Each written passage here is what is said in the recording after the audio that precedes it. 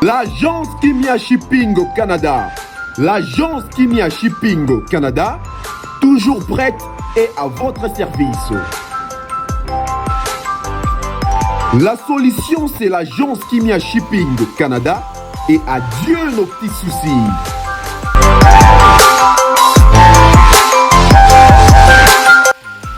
Vente des pièces de réchange d'origine américaine par commande, contactez l'agence Kimia Shipping Canada, car ici c'est la rapidité, la fiabilité, la sécurité et le sérieux.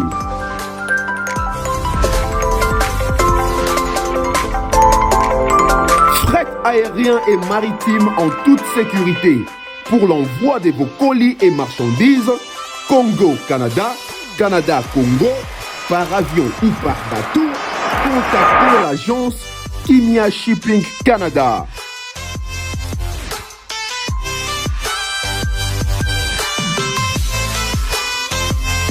Et pour contact, 00 15 14 531 84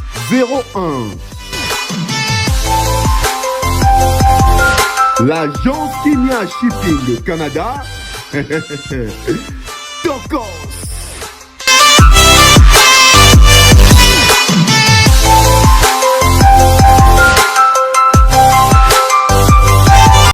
Bien, nous sommes bel et bien sur la Bev officielle. Bonjour, bonsoir, merci pour votre confiance, merci de vous abonner, merci de partager, merci de nous écrire de partout où vous êtes, ça fait grandement plaisir. Tonton Bev, le transfert le plus cher de la presse congolaise, l'international, 12e merveille, les motivés toute une génération, Monsieur Autotune, NFL, cerveau penseur, jumeau de la vérité, l'intellectuel pratiquant. Moi je ne suis pas au milieu du village, mais au-dessus du village. Alors, sans plus tarder, je vais dire, je suis très content. Pourquoi? Parce que il y a certains parmi vous qui m'ont donné l'idée de créer un groupe WhatsApp, pourquoi pas, des réflexions. Bon, je suis encore en train d'analyser la chose, hein. Je suis encore en train de bien visualiser la chose, si c'est une bonne idée ou pas, mais je pense que pour ceux qui nous suivent, c'est pas mal comme idée. On va essayer de s'adapter et on va essayer de faire ce qui est bien. Pourquoi pas un groupe WhatsApp pour Team Bev, groupe de réflexion avec Tonton Bev. On va essayer de faire quelque chose de pareil, hein, parce que j'ai réussi au moins 3-4 personnes qui m'ont fait part de cette conception, de ces concepts. Bon, on va voir. Après plusieurs jours, après on se pose des questions. Concernant l'artiste musicien Ferrigola. On va en parler dans cette émission. Mais avant que je puisse commencer, merci comme ça à toutes les personnes qui nous soutiennent. Merci à Dido Lakama, je salue. Merci à Mitko Sarko Big Bro. Merci à mes sponsors. Merci à Moktech Service. Merci à Franck Kassongo. Merci à Patrick Mukunati. Merci à Jonathan Mandila. Merci à César Amani. Merci à Aimé Bossele, grand frère Big Bro. Merci à mon grand frère Mandalé, le Big Bro cerveau penseur. Merci à toutes les personnes qui soutiennent la Bev officielle. Je salue comme ça Oncle Blaise Anselé, ma cerveau. Je salue Oncle Chico, mon chaîne et connexion. Merci à toutes les personnes qui continuent à faire confiance en cette chaîne, la Bev officielle. Après, nous sommes toujours Nabasson Siabanalis Nabiso. Vous allez constater, je suis encore une fois de plus au bureau parce que ces derniers temps, vraiment, on accélère les travaux parce que nous devons entamer avec l'inauguration. Et s'il faut faire l'inauguration, il faut finir tous les travaux que je suis en train de voir ici que vous ne voyez pas. Donc, j'ai dû même demander à ce que Baba suspendre mais ça on se prend ça dans Moussala bien et ça la audible. Donc sûrement peut-être beaucoup comme makelele beaucoup koyo katam sous bruit, donc ne nous tenez pas rigueur, j'ai mon excuse déjà d'avance. Pendant eu Sabino que Nazan a chantier à Dab les travaux ils ont continué de loin. Il est avec nous Thierry Mombaya les pharaons. D'ici quelques jours je crois qu'il sera déjà de retour à Kinshasa. On va reprendre les formats Dab à 3. Je salue la coach de mer bon, je crois qu'elle est en route, bien elle est en live, mais sûrement Goyape Awa. Je salue aussi notre manager qui est en déplacement pour les matos des DAB, pour quelques contrats aussi. Donc AKM le King Manager Mobutu, que je salue affectueusement et heureux séjour ici à Azali. On va parler de cette affaire avec Ferregola. Aujourd'hui, tout le monde, que Ferregola est des retours. Ferregola des retours, retour avec puissance, un retour remarquable et tout ça, tout ça. J'avais fait une analyse hier où nous avons essayé de réfléchir, de développer un peu les idées par rapport à ces retours de Ferregola. Quand est-ce qu'on peut dire qu'un artiste a sali retour? Comment juger qu'un artiste a sali retour? Sur base de quoi tu dis qu'un artiste a sali retour? Et quand on dit qu'il a effectué un retour, c'est qu'il y a Zalaki n'a pas oublié, c'est qu'il y a Bossanaki, c'est qu'il y a comment qui fait néant, c'est qu'il a proposé les sous-soutés. Mais et là on a olinga tozala sincère biso ba congolais dans la communauté. Aujourd'hui on peut dire que Ferregola a effectué un retour puissant, remarquable, et c'est bien. Mais pourquoi nous avons le courage de dire que Ferregola a effectué un retour? Pourquoi aujourd'hui nous avons ce courage de le dire? Pourquoi hier c'était impossible, c'était difficile pour nous d'admettre que Ferregola n'existait presque plus? Pourquoi hier c'était quasiment impossible, difficile de dire que Ferregola n'était plus dans la course? Parce que parmi les personnes qui disent que Ferregola est de retour aujourd'hui, si vous prenez les mêmes personnes, peut-être 2 ans en arrière, 3 ans en arrière, 5 ans en arrière, les mêmes personnes disaient toujours que Ferregola est dans la compétition. Et les mêmes personnes disaient toujours que Ferregola, soit il est numéro 2, soit il est numéro 1. Mais qu'est-ce qui fait en sorte que les mêmes personnes qui viennent nous dire aujourd'hui que Ferregola est devenu soit numéro 2, soit numéro 1, où il a effectué son retour? C'est sur base de quoi? Pourquoi quand ça ne marche pas pour Ferregola, nous avons peur de les dire? Pourquoi quand ça ne marche pas pour Ferregola, ça nous gêne de les dire? Pourquoi quand ça ne marche pas pour Ferregola, on n'avait pas cette facilité de les dire en public? Mais quand on a compris ou on a réalisé que Ferregola est quand même en train de faire des efforts, là on vient parler. Non, on n'aide pas l'artiste. On n'aide pas l'artiste. Et ce qui est là, que Ferregola zongi. C'est que depuis, tu constates que Ferregola a sauté, fallait azala kaka. Pour nous donner courage que fallait azaka maintenir par rapport à faire. Pour les autres qui faire azongi, c'est que faire à katana quelque part. Et les autres ça la siko comeback nae. Torolingato zala honnête juste na place one. Si on dit aujourd'hui qu'à sali retourne, c'est que azala qui sauté. Et tant azala qui sauté, azala qui n'a pas prouesse ni. Tant d'autres qui sali retour, aïe n'a pas prouesse ni. Ba prouesse en même wapi. Tu es dans ma kamuya francophonie ah. Francophonie bandi c'est à partir de ma francophonie est belé comme ça la pena en sorte ça la effort pour notre pena fali na Ferregola, ce qui est ce qui n'est pas mauvais, mais après il faut voir à quel niveau est-ce que exigence sur fali et ça les mêmes exigences que aux sur Ferre. Est-ce que façon tu as pression na fali, est-ce que ça même pression tu as na Ferre? Non, c'est pas le cas, c'est pas le cas. Fallait pour arriver là où Azali n'a qu'à maintenir succès au Azana pendant autant d'années, c'est parce que moi pression mon repère Zala l'icône. Mais Ferregola na côté apparemment tu as plus pression, apparemment tu auras plus que l'accès que t'es au moni yé Azan tout faut yo que les mawa yé côté dans le terrain na mesanité etc. Alors que nous sommes en train de rendre un mauvais service à l'artiste. Un très mauvais service. Et artiste il y a commission local la gagne peine, il y a commission local la champ de bataille, il y a commission local système il y a commission tu rejoins ba bouquet misère. Pour nani parce qu'artiste à comprendre stratégie. Na kati ya communauté ceux qui muto azalaka na vision, to na image ya victimisation. Automatiquement yeba makamuna nyoso batondo sala kwa lejango makamuna so sala batondo zongo kaka na mwa mawa makamuna so sala kuma kete yebo comparer na bato na te moni. C'est ça francophonie ya kiao mona ki bino nimo kwa wa ke francophonie ba bengi faire pas monsieur Isidore Kwanja faire a komikuna ba sololi makombo ba sololaki.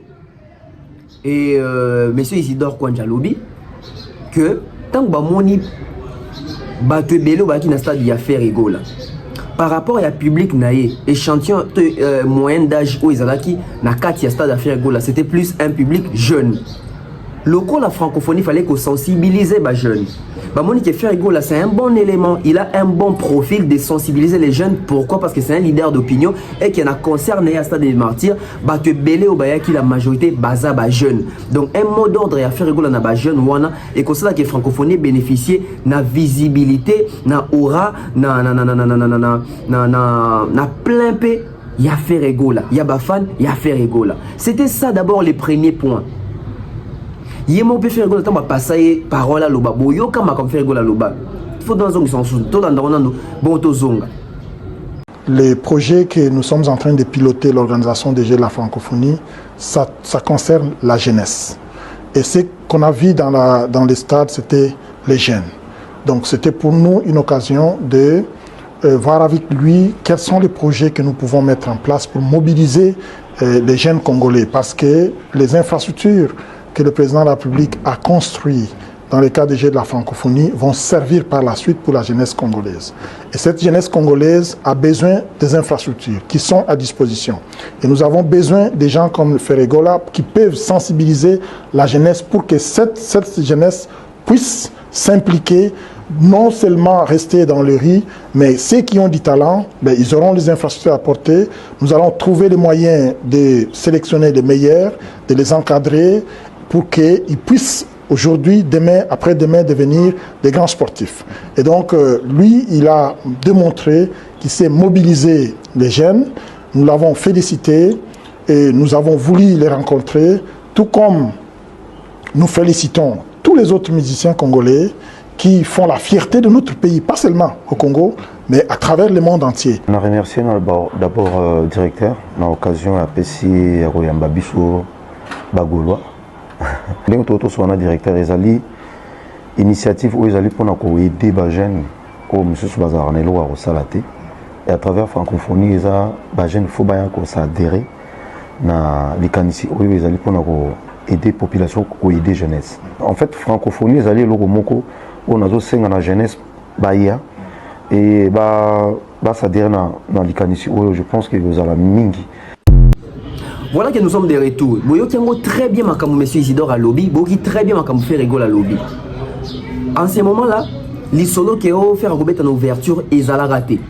Les solos où ebimaka journée ça que ah Ferrigola stade naé tant ma bête balamoko epesi makamu bata francophonie balukié. Baloba jamais que balukaé pour na ouverture ni clôture.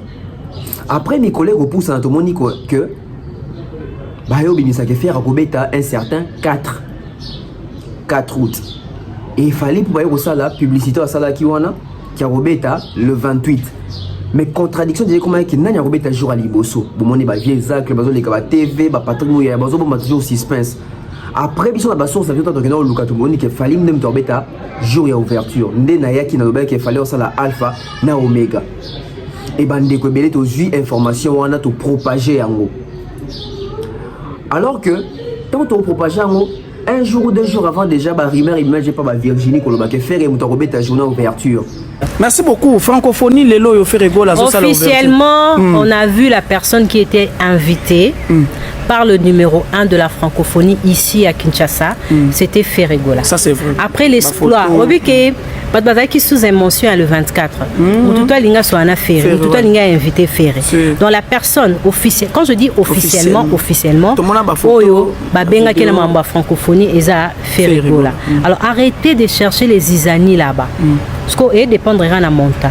Parce que papa avait actuellement coûte cher. Quand Mouto a bêti stade de Martyr plein sans bralima na Braco. Oui, c'est ça là.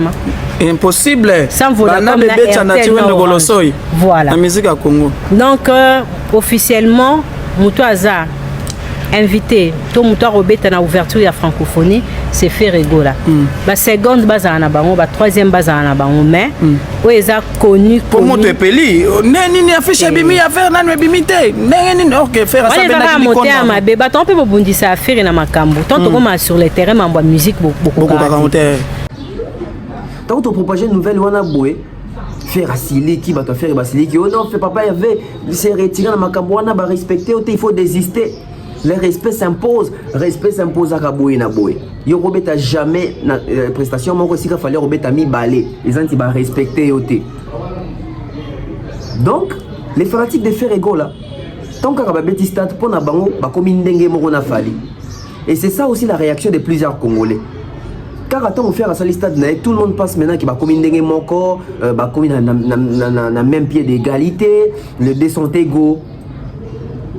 Et ça et loko badazo bosalo. Kobeta stade à faire une gueule, c'est-à-dire combien de monde a fallu pour pas. Kobeta stade à faire égaux, une gueule, c'est-à-dire qu'il faut te comparer na fallu pour pas. Faut te dire la vérité. Kobeta stade à faire égaux et la quicité que y a fallu ba combien de concurrents parce que surtout limite base dans la concurrent, il faut base dans la bilo que les autres qui ont la similarité. Fallait beta Olympia faire à beta dans Olympia te na vie. Fallait beta deux Zénith faire na faire beta Zénith moko. Fallait auto beta Accor Arena ex Bercy faire na beti Bercy. Fallait bêti Apollo Filet en États-Unis, bêti Lincoln, bêti Palladium, bêti Times Square en États-Unis, oh faire rigolo tant qu'il y a des États-Unis que bêti dans un restaurant. Fallait un disque d'or faire rigolo dans un moté. Fallait aller dans 9 certifications dans Snap, oh faire rigolo dans certification mon côté. Fallait à ce projet bêti à You Arena, Ovo Arena, oh faire rigolo dans un même pas na provision. Fallait pour passer plusieurs featuring à succès. Et il fallait pour la majorité de featuring, il fallait pour Sali, il a été invité par des artistes étrangers. Il a été invité par des artistes étrangers. Faire égaux la zone en mot mingité. Bah pour eux, il fallait salir la musique, faire la salité, la réalisation, il fallait salir faire dans la salle en côté. Dans 17 ans de carrière solo, faire dans la salle tournée africaine. Tournée africaine, non faire ça la montée. Dans 17 ans de carrière solo, non faire ça la tournée américaine. Dans 17 ans de carrière solo, faire non à ça la tournée européenne et quand va festival na kati, faire non ça la montée. Mais fallait la faire. C'est pas quand tant vous faire à Betika stade, ndé to bandi comparaison non, tout ça la logique. Oui, on a dit maintenant comparer bango pas ou à sali ou yé pas sali ou bande que c'est prouvé. Non, non, prouvé, on a peine à Betio, il a Betio, Tembe, c'était comme ça. Rivalité, ça qui bon. Mais pendant les autres, on a tout ça, la rivalité à ma casse, il y a fait Rena Fali. Toujours dans ma projection, ma francophonie, c'est faire manquer de respect. Patrick Mouya, Fingami, Viezak, Fingami, Soulé, Fingami, Jésus Noël Cheke, Fingami, Messie Isidore Kwanja, Fingami, et pas à bateau, défendre à faire, et pas à bateau, à ça, proférer. Malheureusement, il est là, circuler normalement paisible. Normalement, il est là, inquiété. Normalement, il est là, moutalande la bango zate, moutapinir bango zate. Alors qu'ils ont offensé excellence, personnalité importante, ministre, député, politicien. Même organisateur et francophonie qui traité franco-PD, organisateur ou un PD qui a dépassé la limite. Mais ces personnes-là sont qui bango lelo, à l'aise, bazo circuler, bazo tambola et même temps faire raison qui na francophonie na makambo ya nuit, tout le monde les mêmes personnes dans finir la francophonie na katia francophonie na katia stade wana à l'aise. Très à l'aise. On a l'analyse. C'est comme si dans ces pays, c'est comme si ce sont les impolis qui font peur. Ce sont les personnes qui insultent qui font peur. Et nous, des personnes réfléchies. Et nous, autres ont une bonne éducation. Autres ont une valeur. Bon, je vais respecter. Je ne sais pas ce que je dis. On a finga na été. Mais mon temps au finga, on va protéger, on va banga. Et ça m'a bon faire go à désister, à obéir à sous-souter, bouena boy. Ou pour des raisons personnelles. Le coup alors qu'il y a raison à faire ego les aguilles juste pour na ego wana, pour na moi keto wana. Pour moi fallait ici qu'à aller obéir à des productions, obéir à mon côté, surtout obéir à na ouverture, na fermeture. Il faut na désister. Non seulement désister, tu as vu bisogno ce que faire ego la kenda ko luka. Bakou de fil libanda abenga boye abenga bakonzitel asolola na bato bazana na bato bako isaka mibeko bato baza influent asololi solina bangonyo so wana boyoka ki bino moko to bomela bino le côté donc ils sont là francophonie pendant les 10 jours les amis pendant vivre film moko épisode par épisode On vous a dit que faire la Kenya au bonde là-bas, bazongi ça y est. C'est pas bateau francophonie de Bakeno Luka faire azonga, non. Faire la Kenya au bonde là en coulisses, en privé. Et puis tant on a que au bonde là, il présentait ses excuses pour na bateau azo finga, bateau azo finga. Alors que Batoné fait c'est non, parce qu'ils ont présenté en public, parce que Batoné va finir en public. Ils ont conseillé un pardon en privé. Batika qu'on ça les affaires égaux la devoir des mémoires ou en athée. À reconnaître bidon qu'on a en public. À ça, il y a monté à Tiabeti, fermeture. À ça, il y a monté Batoné, fingi, image et il y a l'équipe pour Pekisa. Pour Asengata Bolimbisi. Il n'a pas fait ça. Il a fait ça en privé. Alors que Batoné va fingi na public. Comme quoi, non, faire égaux l'année où tu fais la bête en ouverture, vieux Zach n'a fallu ne batriquer na soulé kaouka. Oh non, faire ici un signal qui peut bête en ouverture. Nzambala la kate de bail qui va pas y avoir okende. Troti car na ba réalité na biso. Aujourd'hui, c'est Vivendi qui publie. On vous avait dit que fallait pour pas Makambia ouverture na francophonie, c'est avec l'agence, c'est avec Batouana et Vivendi. Fallait aller dans mon grand cachet maman na l'art. Tosenga faire-il et l'eau a biso contrat signé na Vivendi aya na contrat wanate. Tosenga faire-il là biso preuve oh ya signé qui aime dormir en ouverture aya na ngote poison na ngote po atika ko mona bato ante batika ko contacter été.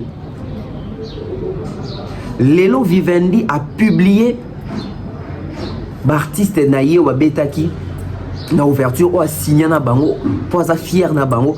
La page officielle a publié l'artiste. L'artiste n'a pas nani. Ils a fallu pour pas. Ils a Barbara Pravi. Ce qui fait rigoler réellement, c'est qu'il na contrat na Vivendi.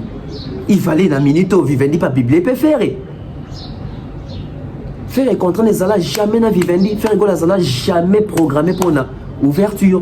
Preuve on est fallu pour depuis le 10 janvier 2022 bah projecteur déjà qui a bêta ouverture ya makamba francophonie. Faire était où? Nous sommes là, la Congolais a malhonnête, motema mabe. Parce que les Congolais a soutenu que aza zobate, Congolais a soutenu zobate, Congolais ali azoba, aza motema mabe, ana haine. Et puis azo boya kondi malikambo. A komi penza ko boya likambo.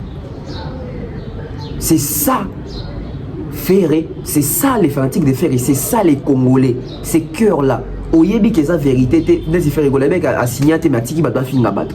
Et bah Congolais il est baby qui fait rigoler toye bibi so qui fait rigoler Vivendi et Luka été mais tout ce bout à quoi admettre d'autant à Vivendi preuve à l'appui lelo robot mais a sauté nzambala la raté makambo Vivendi et bimi a Vivendi a félicité l'artiste oh il a signé na bango contrat oh ba honoré oh ba sali fierté oh ba qui si choix na sonité Vivendi Sport Kinshasa DRC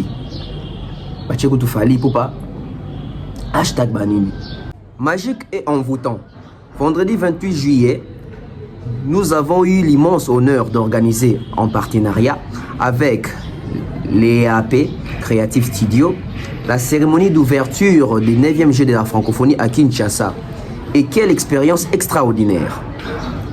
Les couleurs chatoyantes, les danses envoûtantes et l'énergie contagieuse de tous les participants ont donné vie à un spectacle inoubliable. Chaque moment était empreint de la richesse culturelle de la francophonie. Et c'était un véritable hommage à la diversité qui nous unit en tant que peuple francophone. Nous tenons à remercier chaleureusement nos invités d'honneur, Fally Ipupa et Barbara Pravi, ainsi que les artistes, athlètes professionnels et les équipes dévouées qui ont rendu cette cérémonie aussi grandiose. Votre passion et votre détermination ont transcendé les frontières et nous ont rappelé la puissance de l'esprit sportif et culturel. N'hésitez pas à partager vos moments préférés de la cérémonie en commentaire et soutenir nos athlètes et artistes dans cette aventure extraordinaire. Beaucoup bien, bah remercier Nani. Vivendi a remercié Natangi Soussou. Vivendi, nous tenons à remercier chaleureusement nos invités d'honneur, Fally Ipupa et Barbara Pravi, ainsi que les athlètes et artistes, etc. Tout ça. Bon, qui comment faire égaux là? Exacté. Bon, faire égaux là, l'équipe de faire égaux là, les communicateurs, les journalistes, les fanatiques, botika, lokuta la musique. Sinon, tu es Sony à chaque reprise, à chaque situation, à chaque période. Ce qui réellement fait un signal qui n'a ouverture, bon, on ne peut pas Vivendi awa. Ba yebi comme faire égaux la té, ba signal qui n'a fait égaux la té. Ba tangi ba comme bateau ba ça qui ouverture na bango. Pendant la semaine que Bill Clinton pas signé na Vivendi, Bill Clinton a signé na makamusu parce que il a développé comme tout mascotte awa. Bateau ba signé na Vivendi pour na ouverture, c'est Fally Ipupa et Barbara Pravi. Pas de faire égaux là ici. Si on Vivendi on a publié Fally Bou. Faire égaux là, fait tout le monde une fois de plus, vous avez manqué l'occasion de être honnête devant Batou. La nature vous enseigne. Vous êtes malhonnête. Yo yebisagi Batou que vous au signal qui n'a ni ouverture. C'est Léo. À ça la poste pour nous remarquer. Nous on avait signé pour l'ouverture. On a comme on a tout c'est Léo à ça la n'a pas faire égaux pour nous. Donc on a bureau c'est Léo faire égaux la pas. On a bureau faire c'est Léo pas aller. Là nous quand on a poste. C'est Léo a osé publier makambu ya bongo. Kolobake non, ba beta ipena faire 12, et ça bango ba signara déjà makambu mususu, bango ba signara makambu ouverture, to éviter ba signara mona nani. Atika ko bate ba signara nani et lui il est qui na makambu wana. Poste ne yango. Non. Boyo ka faire et puis to boyo ka c'est Léo. Au premier contrat, on a signé qu'il joue à l'ouverture. Mais comment cela doit changer en dernière minute et qu'au balukela bino lobby. En premier contrat, ou plutôt au premier contrat, on a signé qu'il joue à l'ouverture. C'est les beaux signaux nani parce que Vivendi de muta signé na bateau faire en ouverture. Bon moni Vivendi a publié Barbara Pravi, au bino bon na maman na danger a publié na Fally pour pas ou aller sa bino pongité. Bon faire égaux là. Mensonge, lokuta, louvunu, mankiono. Lokuta mon aimé. Il n'a jamais été contacté. Il n'a jamais posé sa signature Nakat na makambo Vivendi kuna. Ok, peut-être na bango ete. Vous prenez des risques. Vous prenez des risques. Donc kosi pena population mobimba kosi batu ebele ke faire la signature na Vivendi. Vivendi a tu publié batu na o signé na bango contrat au bonora qui est na baja francophonie. Si vous faites des bêta francophonie, parce qu'on sait que bateau signé dans un contrat, il faut pas publier. Mais c'est Isidore Kwanja. Bah Warrior, bah Moni, bah moi pas vivant. Des gens qui m'ont dit Exeta. Combo mon anito, combo mon anité. Fally pour pas qu'on a battu déjà poudre. Bateau vivant, bah ah attends qui prend l'école yo. Yé assis si toi satisfait. Faire école depuis attends qui l'école tilelo. Mais c'est Isidore Kwanja c'est cassé à publier. Jésus Noël chez que c'est à publier déjà. Parce que comment faire banquer mon on découle. Na Vivendi bon mon comment faire.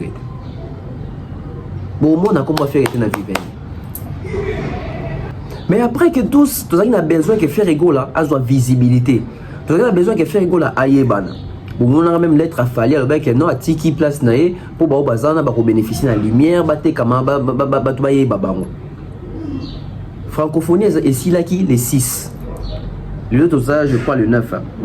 L'autre ça le 9. 3 jours après Bandeko.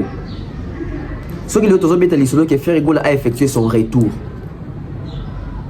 3 jours après, aucun magazine Yamounene, tout le monde va publier faire égaux. Les journaux Yamounene internationaux, commis makambo faire été.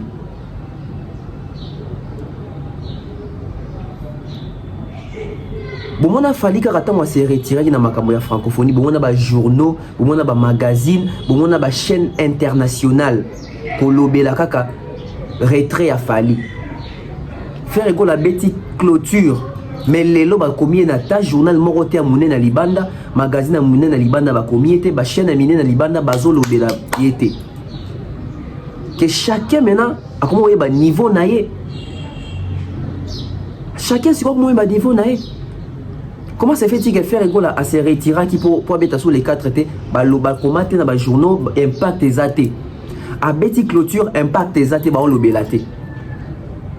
Après 3 jours, parce que tu as dit non, francophonie, c'est les 6, les 7, tous les 7, tous les 6 à mon an, comité, les 7, comité, les 8, comité, le 9, les l'autre qui est 18h, qui s'y connaît, tout le monde magazine, à mon été, journaux internationaux, il y a miné été. Alors que quand c'était le cas avec Fali, pendant notre ouverture, et Ningsa qui dans le monde. Il fallait à désister et Ningisi sous le monde et ça a même impacté dans l'audience. Il y a bateau en autre la francophonie. Mais Ferrego là qui avait désisté, pas d'impact. Ferrego là qui fait la clôture, pas d'impact. On n'en parlait pas dans les journaux. On n'en parlait pas dans les journaux. Écho exact, pas d'écho. Pas d'écho pour Ferrego là. Comment allons-nous justifier ça? Comment allons-nous justifier ça? Que l'artiste n'est pas connu. Artiste dans la place n'est pas c'est limité à Royeba. Mais en termes de Royeba, il y a un impact que panafricain, artiste de renommée internationale, dans notoriété, il fallait en faire en angoté. Désolé. Ça se voit comme ça. Ça se voit comme ça. Même quand il s'agit, moi il faut toujours rappeler normalement. Même quand il s'agit de ma prison. Beaucoup de faire à côté de la prison. Bah média libanda ba lobelate. Ba chaîne à Libanda ba lobelate, ba journaux à Libanda ba lobelate. Ils avaient comme un communautaire. Ils avaient comme un communautaire. Prévenez, Kofi comme un kamne quand il y a viol, quand il y a prison awa. Tant on tenait au samba. Bon mon atina RFI. Ba ça là ba reportage. Ba journaux à Libanda ba comment makambo a Kofi Olomide. Ils avaient pas faire la prison. Faire makamba prison et le moment quand la communauté. Faire qui se retire et le dans la communauté. Faire avec ses clôtures et le dans la communauté. Faire doit faire un effort de se tailler une image internationale de renommée. Parce que faire à l'international, il est connu. Mais il n'a pas ce poids-là d'un artiste international renommé panafricain des surcroît. Pour ne pas dire aussi légende en Afrique. Faire n'a pas encore ce niveau-là. Alors si c'était vraiment un retour puissant, un retour fracassant, impact l'ingézala, tout le monde va retomber. Tout le monde va retomber. Prévenez, Kofi Makamuna va prison, va nini RFI. Faire égal en prison, tout le monde reçoit même banalisé sur le bas. Même dans Côte d'Ivoire, le bénéfice est fait à côté de prison. Et même à Kinshasa, tu vas faire à côté de la prison. Tu vas surtout faire pour outil prison, pour abîmer prison. La communication autour de l'artiste n'est pas bonne. La communication des ventes autour de l'artiste, pour l'image de l'artiste, n'est pas bonne. Est-ce qu'il y a une communication des ventes sur les animes? C'est ça aussi un problème. Parce que tout ça, la communication de l'image, des ventes, la communication est belée. C'est quoi la communication de l'image de faire aujourd'hui? Et ça à quel niveau? La communication visuelle, la communication de l'image, la communication des ventes, il y a faire égaux là, les animés, c'est quoi les projets, quelles sont les stratégies? Ils ne savent pas ça. Comment artiste le quoi la faire égaux la bêtise pendant clôture à stade A dans la francophonie? Mais dans les journaux au côté, dans les magazines bah on l'obélité, dans les chaînes internationales bah on l'obélité. Les journaux internationaux, bah, le a été. Allez-y, vous posez des questions. Allez-y, vous posez des questions. On continue toujours avec Ferré. Ferré est dans la liste. Ferré est dans la liste de ceux qui ont vanté Fachi, qui ont cité les noms de Fachi, etc. Bato Masaki Djalelo. Ferré n'est pas côté dans la liste. Après, moi, je me suis dit, dans le sondage, c'est comme si tous les ressortissants, il y a Wengende Bazan Esprit, il y a Djalelo. Parce que Lelo, il faut le bas, en étant professionnel, quand on est devant les présidents, on ne peut pas citer les noms du président, surtout dans l'organisation éminente de la francophonie. Bon, c'est honteux. Voilà encore élément où ils ont prouvé que Barty n'a pas de professionnalité.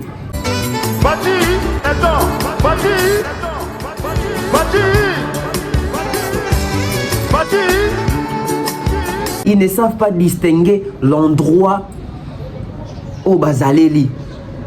Qu'est-ce qu'il faut faire dans l'endroit au Bazaleli? nos artistes au bazali na kati ya au bazali na kati ya francophonie, c'était catastrophique. C'était catastrophique. JB Mpiana qui vient dire, et donc ils ont médiatisé partout. Et qui n'est pas TV5, n'a pas France 24. JB qui prend son micro pour dire que le président sera réélu. Quelle certitude! Au sein de la CENI. Élection dans les salamités.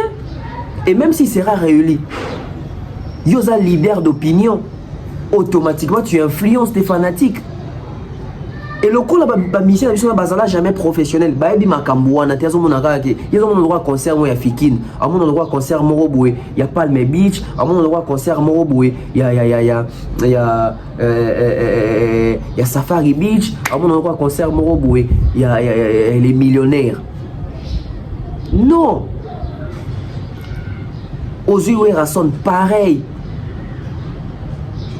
Aux yeux héritiers Watanabe, pareil. Faire rigoler dans la clôture, tu connais que le roi fallait ça la ouverture à Tanga comme président, c'est que faire pas au la professionnelle. Faire pas récidiver. Fati, béton, Fati, c'est quoi ça? Après vous allez dire que vous êtes professionnel. Non, vous n'êtes pas professionnel. Vous pensez qu'il fallait être président. Vous pensez que le président est Fati, est Falite. Bon, on a fallu na souka prestation na étant en maintenant la démarche na ça qui a d'abord combien na tribune côté président Vanda qui a Kati salut à Kei. Asa na micro mais pour ne bête Fati bête salibou.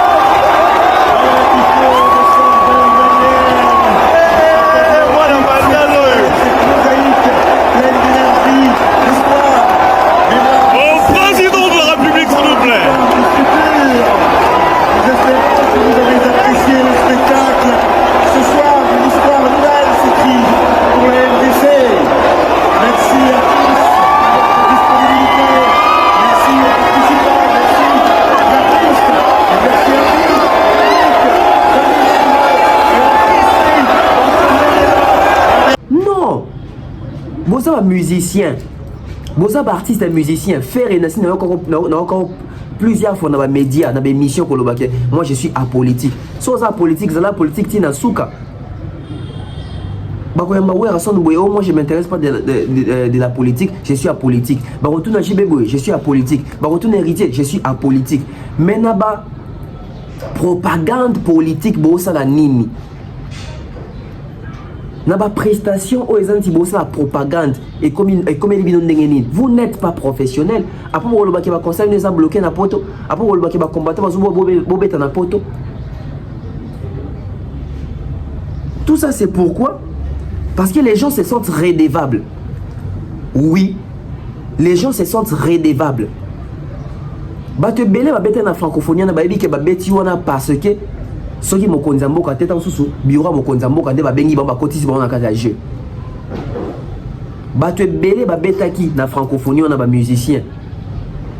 Bato belé ont été proposés na ba ordonnance na ba proche tamsu ya président. Bato belé ba comment ba ngotaki présidence. Yango bazo sentir que il faut pas ça redevable. Redevabilité zani na lingala.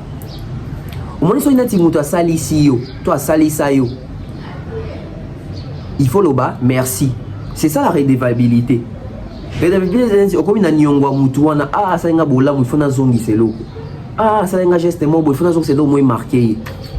Yango nde redevabilité. Donc bande ko na biso musicien de ko na babike. Na ba talent na bango moko. Na ba aura na bango moko. Na musique na bango moko. Na succès na bango moko ba koma na francophonie.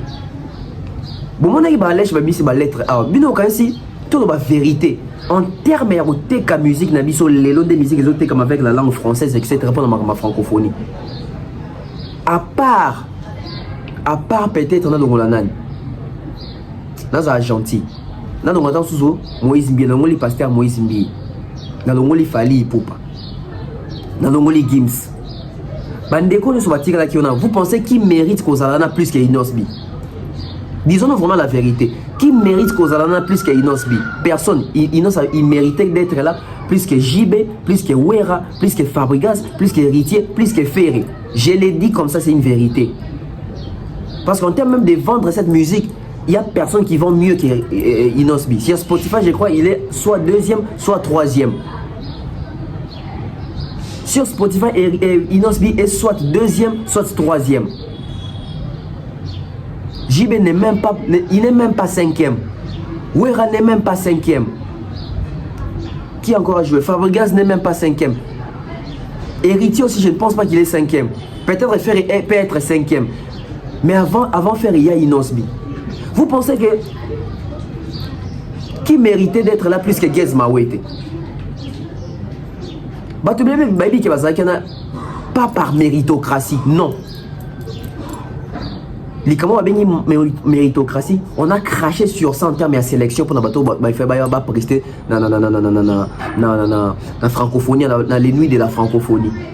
En termes de méritocratie, on a craché sur ça. Toponi plus Bakombo qui est Moussala. Toponi plus que Bakombo qui est Moussala. Toponi plus que Bakombo qui est vente. Toponi plus que Bakombo qui est vente. Nabangoni so bazawana. Le Mola Fali, le Mola Gims, seul artiste Oyo a béti concert en France. Et ça Gez Mawete était dans la maroquinerie. Comprenez avec les bruits, on fait avec. Il y a que Gez Mawete qui a fait cette salle en France, maroquinerie. Pas JB, pas Wera, pas Ferré, pas Héritier, pas Fabregas, pas Inosbi, pas Sogise Léo. Gez Mawete. Mais dans l'occasion, Gez Mawete va jouer. Alèche, dans le festival, je crois qu'il y a Spa, Bilomo à Bongo. Alèche nous a représenté. Inosbi, dans le meeting à Milene, à Milene, et ça, on a monté. Inosbi a comme ambassadeur de la jeunesse.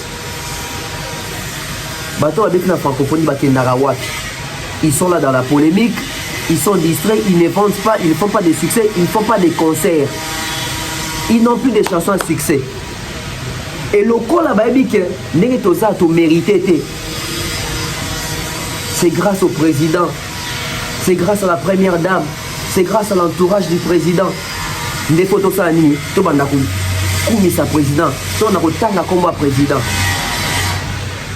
Le président n'a pas besoin de ça. Moi ni même bateau bazo pour sa première président, bazo comprendre la présidenté. Président Fachi a l'obak. À ça là moi le bon je crois que na ba ni na ba oya son na bosanité. Le président belé, le président africain, il a vu sur le temps que les été pénal à robot. Le président africain belé bazara kiwana. Tant qu'on a eu parole, alors il y a une population nabiso. Chaque pays, chaque président, non c'est une population nabiso tous diriger bango. Bo bête la kabiso ma bon côté. Au contraire, bo critiquer biso poto sala musala. C'était ça les discours des présidents, du président. C'était ça les discours Yafachi. Facha a besoin de aller l'hôtel. Facha a besoin de pression pour que Moussa les belé pour remonter Congo. Et non la distraction de venir Fati, Beto, Fati et Moukwanton, Molo, Fati. Il n'a pas besoin de ça. Bah, jeu à flatterie, il faut ici là, s'il vous plaît. Au moment où on a été Alpha Blondy, à devant président Ouattara. Ah, bah, Ouattara. Jamais. Au moment où on n'a jamais eu Sundo à devant le président Biya. Ah, bah, le président Biya. Jamais. Je ne pense même pas que Roga Sitara comme Papa Ochombe devant Papa Ochombe na biloko amine ne bongo. Je ne pense pas. Pour nani soki to na Congo nde photo tangaka kaka kombo ya ba président ko boka bona ba concert ko boka même na kati ya album ko sala ba chanson bozo dédicacer ba président.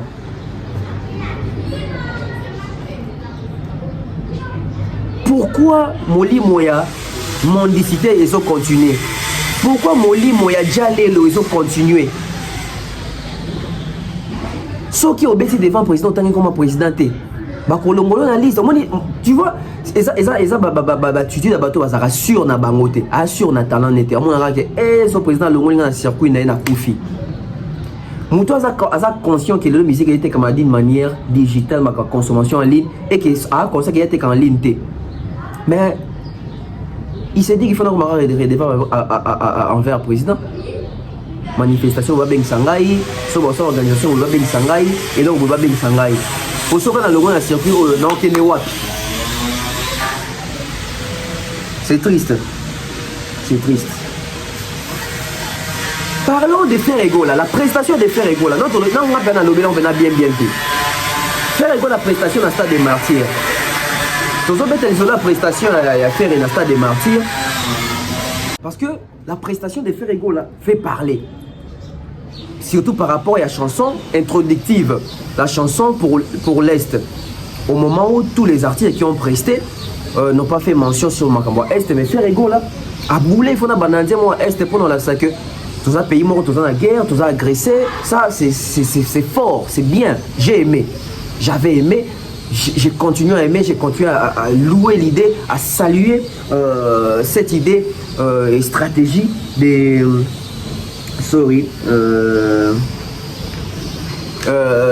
faire égaux là. Mais après, surtout faire égaux là, ma beaucoup pour n'endenga bosani STP, c'est très bien. Mais Bobo s'en a que il faut qu'on a toujours la 4 profondeur et analyse.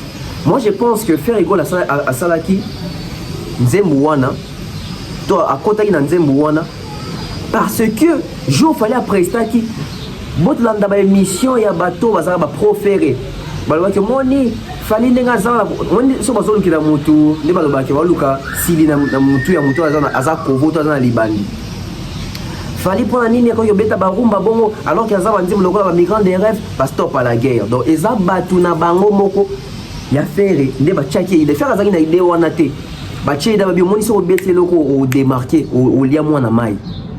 Est-ce que Ferrigo avait fait ça avec son cœur ou il a fait ça pour prouver Batouké? Bota les gars na Simbi eza bango ba Simba qui a monté. Ah. Lelo Ferrigo la zobi maman na malamu patriote, c'est très bien ko yembela ko penser na est. Mais à Saliango pas parce que utina monté mané. À Saliango pas parce que il fallait à Salango bongoté, à Saliango parce que bike baloba ke fallait à loba à lobima comme STT, jiba comme STT donc je dois me démarquer. Donc asaliango po na miso ya bato asaliango po bapesa ke idée wana asaliango po eza critique ba basala fali ke yoki oyemba kuna mika banzimu noka ya rumba obosa ko yemba stop à la guerre. Mettez-moi des likes, ça ce sont des vérités qui mi sarabato ko tsabat bandako. Et nous avons besoin de ce genre de vérités pour avancer. Ferrigo là avait commencé avec cette chanson pas avec son cœur. Il a fait ça pour prouver aux gens. Il a fait ça parce que l'autre n'avait pas fait. Et lui, on l'a rapporté ce message-là. On l'a dit que toi, si tu fais ça, tu auras un compte un peu plus élevé. Les gens vont t'écouter autrement. Tu vas te démarquer. Les gens vont dire que tu es patriote. Les gens vont dire que tu es intelligent. Ferrigo n'a pas fait ça avec son cœur. Et il y a même des preuves qui prouvent que Ferrigo n'a pas fait ça avec son cœur. Donc Ferrigo la saliango pour rapporter là qui est en haut. Pour apaiser boulou wana biyo lokola ya kena na barumba yo pe obeza na barumba mais banda na nzembo est. Et malheureusement il a lissé lié malamoko prestation parce que c'est une chanson triste. C'est une chanson où toujours consoler Mité Mayabato. Quand on commence avec ce genre de chansons, il faut être très professionnel pour changer l'atmosphère. Alors que quand il a commencé avec cette chanson, il a endormi tous les stades. Et après, il faut savoir dans le contexte nini toujours aimer la banzembo. Toi on a bagé à francophonie. On ne refuse pas, il faut penser à la quoi est. Mais est-ce que c'était important de chanter les chansons ou la chanson ou les chansons il y a est? Non, c'était pas important. Une preuve encore sur la que les artistes dans la biso base professionnalité pour distinguer en droité. La chose qu'il fallait faire, il fallait plutôt passer un message en français au lieu de chanter par la chanson. Parce que la chanson déjà, à Kinshasa c'est une chanson qui est moins connue. Au Congo c'est une chanson qui est moins connue. Et vous chantez la chanson qui est sortie depuis 2014. Cette chanson est sortie en 2014. Cette chanson est sortie en 2014, ça va faire 9 ans. Ça va faire 9 ans. Cette chanson ne passe pas à la télé, ça ne joue pas dans la radio. Suivi les faire à ça la radio, ça va te Bobé Taranzé, moi, on a pour aimer dans le quoi est. Bonjour, moi, qu'est-ce que et où tu as monté manette. Mboka yango moko. Ngana le monde de l'émission nangai. RTN des années, il faut faire banzembo gratuitement, le quoi la banzembo droit stop à la guerre.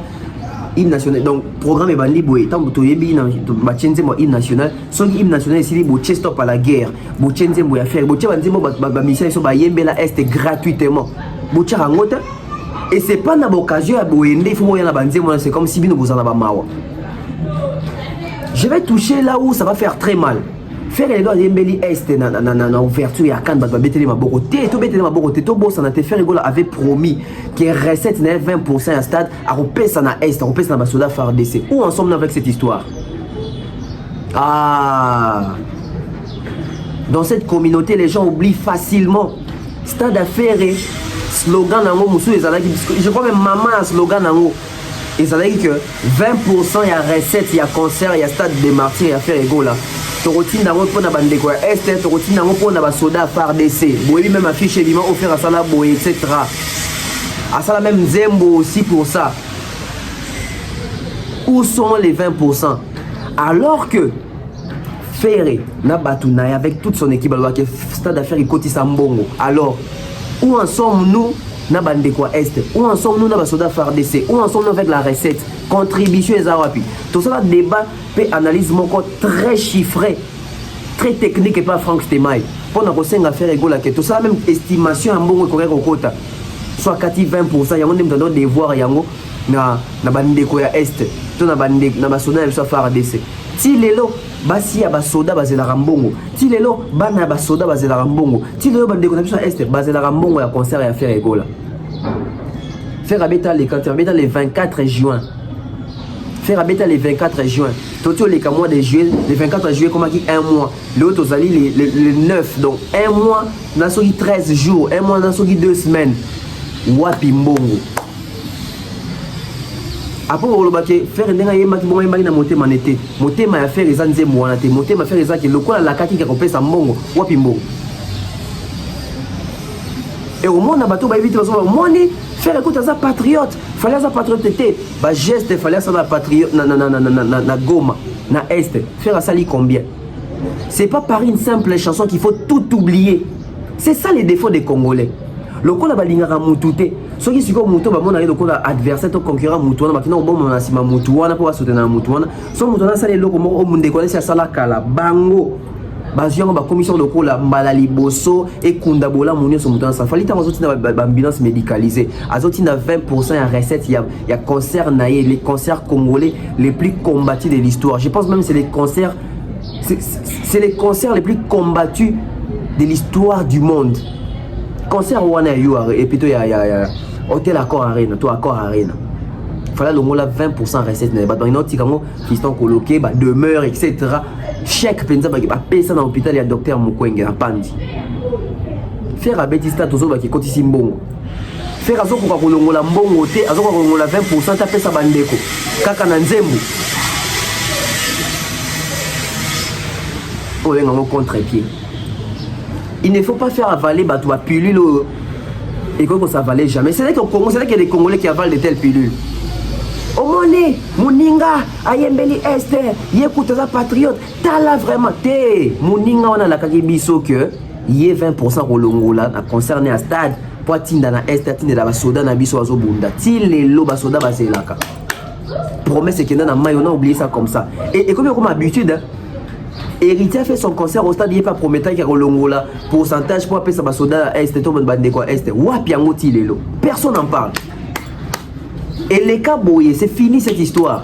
Il y a héritier qui disons qu'il y a une année. Et l'équipe boyée. Faire et tout, on a rappelé au caractère, aux autres devoirs, estimons, au laka qui c'est une promesse. C'est une promesse. Soyez honnêtes dans vos promesses. Soyez honnêtes dans vos promesses. On va finir avec cette histoire. Les gens des Comores sont proches à faire. Les gens des Comores sont parmi les communicateurs à faire. Les gens des Comores pendant le Bamakamou à faire. Comme on est Abel Bouala, je crois comme on est Angola. À un pays humoriste. Des Kouana a révélé les lots. Parce qu'à l'époque, Crécy et les trésors congolais, Gims a émis à faire une dynastie. Dynastie est bima boito mon anze boya faire une Gims te. Bano ba ke Gims na faire ici ba enregistrer featuring va na studio eko bima. Mais tant que Gims na Congo et comme que on de bazana ba sur la pour ça featuring. Oh bon featuring no ba ke ba enregistrer liboso ke ndapi.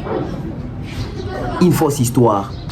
Alors l'écho Abel abimisi ba secret concernant ma featuring entre Fer et na Gims. Dans un petit cabinet bolandango bon tozonga. Qu'est-ce qui s'est réellement passé? Il y avait featuring ou pas? Il y aura featuring ou pas? Il y a eu featuring, on ne sait pas. On prend un bel boulot et puis on revient. Parce qu'il y a dynastie.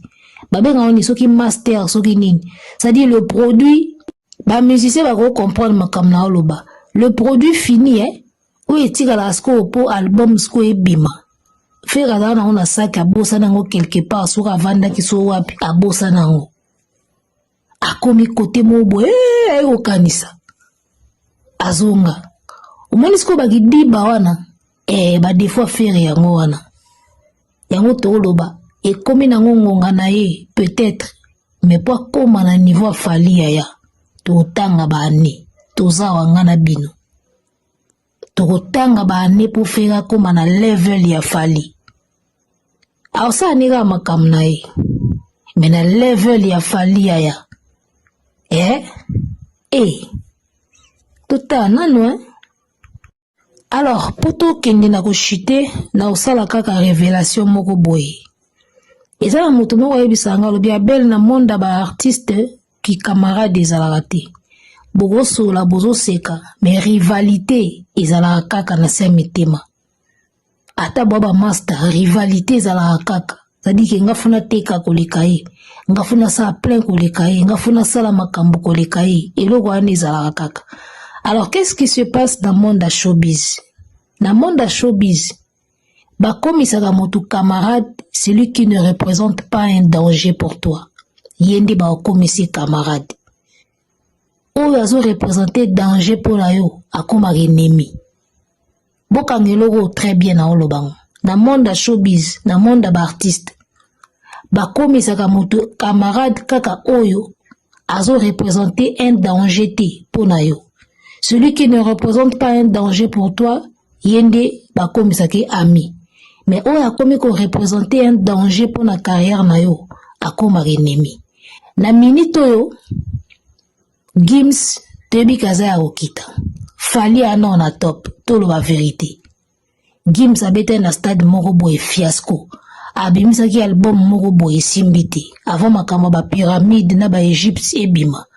Banze mumuso azo tcha ezo beta sous 1 million te. Gims à connaître moi bes moko boye mikolo. D'accord? Et même son frère Dadju, so tali pena na ba France ango pena ba yokana pena souté. Et puis Gims a ramakasi ka na France, so aye na Afrique c'est Fali. Gims a oti reconnaître moi bes, c'est pendant Fali azana nukaka. Toko samate ata bwana posa Fali a kita, mais Fali a kiti na nukate. Boye bango ke Fali a kiti na nute ka kiti na nute. Pour niveau formé c'est tezo beta. Fali a programmé You Arena, a programmé Ovo Arena. A ça quoi envisager na 2024 à attaquer Parc de Prince sur le Stade de France. Tout ça, ça commence à représenter un danger pour Gims. Fali Ozasu Mastati. O makambo ba keina, o Fali Azo kipe bana na ete, yango ba komi afro na Gims. Yaya, c'est des prétextes. Dossier vandi na carrière, yaya. Gims azanda na assistant social, asokipara na bana na poto. Dossier za ya carrière. Fali commence à représenter un danger pour Gims. Aozasu Mastate, Mastate est comme faible ferré. Yango no moni Gims, il est un peu en froid avec Fali, a comme proche na ferré. D'accord, ba yeba na bango banda kala. Mais moi ba affinité moko boya mikolo o remarqué ka les communautés moi koleka. C'est ça le monde de showbiz. Parce que sur le plan carrière, Ferré ne représente aucun danger pour la Gims.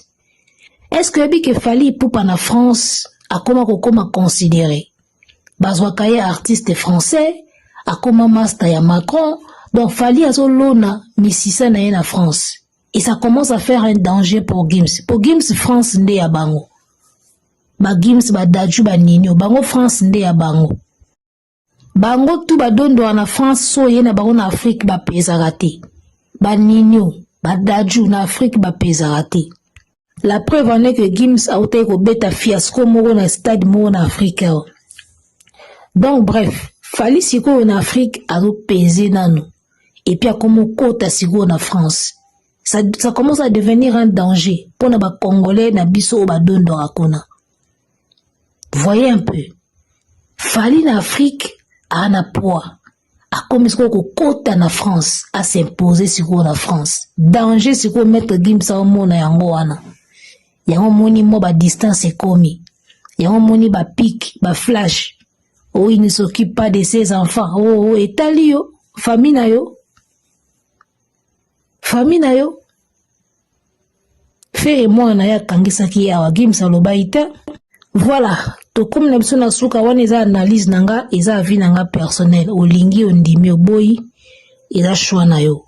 Voilà, na monde showbiz, ba komisaka camarade kaka moto yazo représenter aucun danger pour toi. So moto moko akomi ko représenter danger pour na yo. Akomo koma musika, akomo koma ennemi. To suka na phrase wana, en bon entendeur, salut. Tokutani mbala sima pona numéro mususu. Ya tanga wisi. Banda bazanga biso, bakomaka aboyi. Nazo manki bagolo makasi. Ti lelo bazaka na posa na zonga. Ti lelo barevaka ake na zongi pa feri. So na lobi bayoka anga. Ngaso na lobi ka eloko. So na lobi ka eloko le. Nous sommes de retour. Boki li solo bien. Boyoki makamyo fa lobi kuna na kati. Aujourd'hui Ferrego la tozo beta lisolo featuring. Lisolo featuring au Torozongelango. La relation qu'il y a entre Ferrego là et les featuring, on va en revenir. Nous allons en parler en long, en large et en détail, en gros, en cascade, Kabino. C'était tonton Beb les transferts les plus chers de la presse congolaise. Léon Alina chuté à on a posé ça parce que l'émission qui arrive, on va parler des Ferrego là et les featuring. Nous allons parler des Ferrego là et les featuring. C'est l'émission qui arrive. On se retrouve très prochainement. Je n'aimerais pas monopoliser la parole. Merci à toutes les personnes qui ont suivi la BEV officielle. Abonnez-vous, c'est très important. Très, très important.